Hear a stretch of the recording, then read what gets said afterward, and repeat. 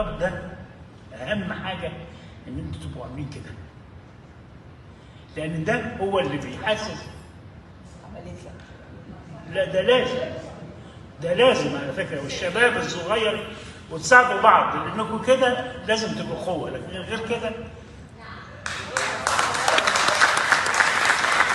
بنتكلم عن حاله فنيه، بنتكلم عن وجود اذا كان الدكتور يحيى الفخراني بيدي نصيحه او بيسترشد بالمفروض ان هو يكون، ان احنا نكون اكثر تماسكا، اكثر قوه، اكثر تعاونا، اكثر محبه، اكثر اخلاصا، لان الاخلاص بيننا وبين بعض بينعكس على وطننا مصر.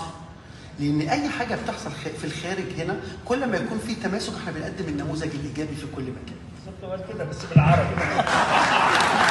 اللي عمله الاستاذ صفوت يوسف ده شيء جميل بجد، انه عمل مهرجان مصري امريكي عشان يجمعنا مع بعض، يجمعنا معاكم ويجمعكم مع بعض.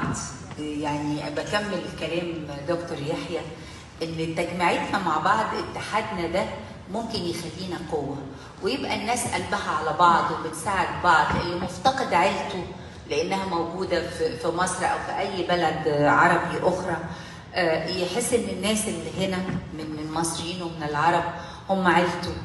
نقف جنب بعض في الاوقات الصعبه ونفرح لبعض في الاوقات الحلوه. يعني العشره بتبقى اقوى من الاسره احيانا. وجودكم انتوا مع بعض هو ده الاحساس الجميل اللي طبعا لازم يكون. والفن يربطنا، لان الفن هو اللغه بقى الوحيده الانسانيه اللي بتجمع الناس كلها من كل جنسيات الدنيا. فاذا كانت اي ظروف اخرى بتفرق الناس، الفن هو اللي بيجمعهم.